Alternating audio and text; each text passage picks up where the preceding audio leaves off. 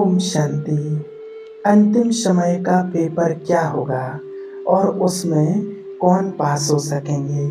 क्योंकि बाबा ने बताया है कि अंतिम समय में तो बहुत पेपर होंगे, कैसे-कैसे कड़े पेपर होंगे। लेकिन बाबा कहते एक पेपर होगा, 1 सेकंड का कैसे होगा, उसमें कौन-कौन पास हो सकेंगे। तो आइए आज जानते हैं। ये बहुत गहरी ही बात है कि अंत में सिवाय एक निराकार परमात्मा के और कुछ भी दूसरा याद न आए। ये है सर्वश्रेष्ठ गति। परंतु मनुष्य जब जीवन में रहता है, उसका अटैचमेंट मनुष्यों में भी और वस्तुओं में भी, धन में, गोल्ड में, घर में, इन सब में रहता है। और जब वो शरीर छोड़ने वाला होता है, तो जब वो शरीर छोड़ने वाला होता है, तब वो उभर कर उसके सामने आते रहते हैं। मैंने पैसे रखे हैं बैंक में इतने करोड़, उसकी चिंता हो रही है। अभी गोल्ड भी तो रखा है लॉकर में, वो चीज़ रखी है, उस चीज़ का तो सिर्फ मुझे ही पता है, मेरे अलावा और किसी को पता ही नहीं है। मेरे बाद उसका क्या होगा? मेरा वो बेटा, वो तो यहाँ है ही नहीं, वो तो बाहर है। उसने मुझे बहुत कष्ट दिया, उसका क्या करूं? उससे बदला लेना है और बदला लेना रह गया है। ये सब याद आता रहता है। तो ये याद आने से आत्मा देह में उलझ जाती है और उस आत्मा को एकदम कष्ट मिलता रहता है। बहुत बीमार है और डॉक्टर भी कह रहे हैं कि अब जाइए। घर वाले भी हाथ जोड़ रहे हैं कि हे प्रभु जी, इस आत्मा को अब उठा लो। लेकिन ये जो चक्रव्यूह उसके अंदर चल रहा है, ये जाने नहीं देता और आत्मा कष्ट भोगती रहती है। इसलिए ये जो शिव बाबा ने हमें एक बहुत अच्छी बात कही है कि तुम्हारा अंतिम पेपर 1 सेकंड का होगा। अर्थात 1 सेकंड में तुम्हें ये आभास हुआ कि शिव बाबा तुम्हें बुला रहे हैं और चलो, और निकल के आत्मा चली। लेकिन ये वही कर सकेंगे जिन्होंने लंबा काल देह से न्यारे होने, अशरीरी होने का अभ्यास किया होगा। और इस अभ्यास के द्वारा जो मोह को जीत चुके होंगे, फिर उनकी बुद्धि कहीं नहीं जाएगी, सिर्फ उन्हें लास्ट के टाइम पर एक शिव बाबा ही दिखाई देगा। और जिनकी बुद्धि अगर मोह में फंसी हुई है, पैसे में, गोल्ड में, परिवार में, संबंधियों में, तो फिर वो चक्रव्यूह उनका यही चलता रहता है और आत्मा कष्ट भोगती रहती है। तो यही स्मृति रहे कि मेरा बाबा मुझे बुला रहा है इस शरीर छोड़ने में, ऐसे कि एक परमानंद की माना बहुत आनंद की स्थिति हो जाएगी। और यहाँ जो कुछ भी है, जो कुछ भी मेरे पास था या जो कुछ भी है, ये तो यहाँ के लिए है और यहाँ के यूज के लिए ही इसको बनाया गया था। अब हम छोड़ के जा रहे हैं यहाँ का सब और हम आ रहे हैं बाबा आपके साथ। ये वो स्थिति, वो 1 सेकंड की मुक्ति वाली स्थिति होगी।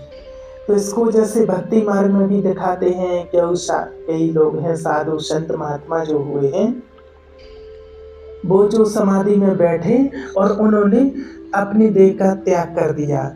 जैसे विवेकानंद जी के लिए भी दिखाते हैं कि वो समाधि में बैठे और उन्होंने अपनी देह का त्याग कर दिया।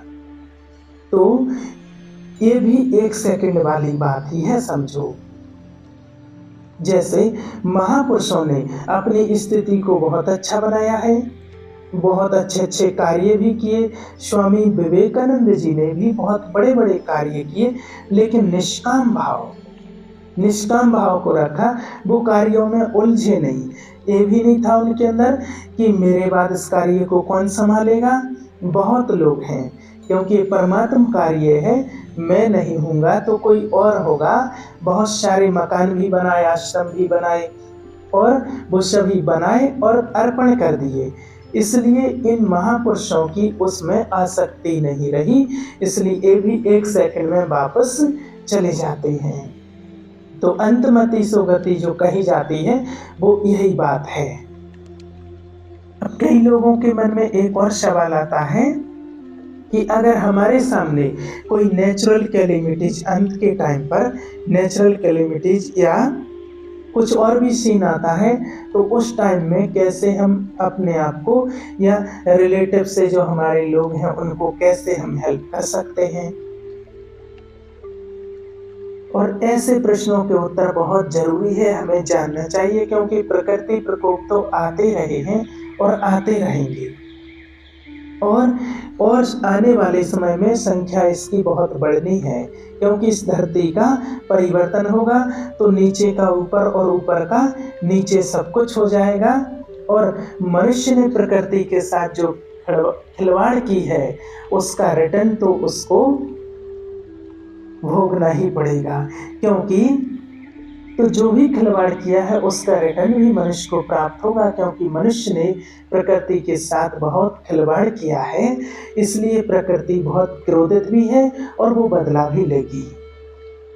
तो प्रकृति प्रकोप होंगे, इसमें बहुत लंबे काल से एक तो मनुष्य को यह अभ्यास करना चाहिए कि मैं आत्मा हूँ, ये देह नहीं हूँ।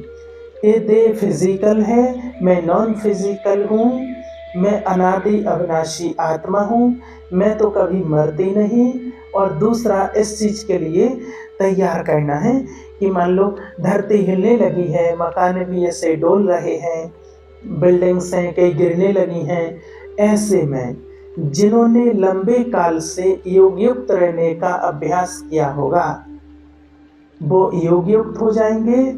और इसको दूसरा शब्द भी दिया जाता है कि वो परमात्मा से कंबाइंड हो जाएंगे, सर्वशक्तिवान से वो जुड़ जाएंगे और फिर प्रकृति उन्हें संपूर्ण सहयोग करेगी और उनके जो लोग आसपास होंगे वो सुरक्षित हो जाएंगे।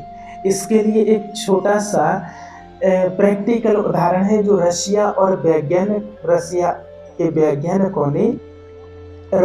जापान के वैज्ञानिकों ने एक बहुत अच्छी रिसर्च की है और उन्होंने बताया है कि जो भूकंप होते हैं या तेज तूफान चलते हैं, जल बहुत हो जाता है, बाढ़ आ जाती है, पानी बहुत तेज बहने लगता है, तो जो होली प्लेस हैं जैसे चर्च है, मंदिर हैं, पवित्र स्थान हैं, गुरुद्वारे हैं, मस्जिद आदि, ये सुरक्षित रह जाते हैं। क्यों? तो वैज्ञानिकों ने बहुत अच्छा इसका परिणाम निकाला, कारण निकाला कि इन सभी स्थानों से पवित्र तरंगें चारों ओर फैलती हैं। एक पवित्र स्थान है तो इनसे पवित्र किरणें चारों ओर फैलती हैं। अब ये पवित्र किरणें उस विनाश की तरंगों को वापस कर देती हैं। बस यही होगा, जहाँ एक महान और शक्तिशाली योगी स्थित होगा, उनसे जब प्योर और पावरफुल तरंगें जो उनसे निकलेंगी वो इस प्रकृति के विनाशी तरंगों को रोक देंगी। इसलिए 2 अभ्यास बहुत कर लेना चाहिए अभी से। मैं मास्टर सर्वशक्तिवान हूँ और इस संपूर्ण प्रकृति की मालिक हूँ। तीसरी चीज बाबा बताते हैं कि मुझे इस प्रकृति को सुबह और शाम रोज प्रकृति को पवित्र वाइब्रेशन देना चाहिए। ये प्रकृति की सबसे बड़ी सेवा है। तो जो प्रकृति की इस तरह से सेवा करेंगे तो याद रखें कि विनाश काल में प्रकृति उन आत्माओं को एकदम सुरक्षित रखेगी।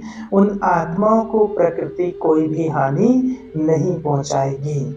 उनका परिवार भी सुरक्षित रहेगा और आसपास के लोग भी सुरक्षित हो जाएंगे और हम भी सुरक्षित हो जाएंगे।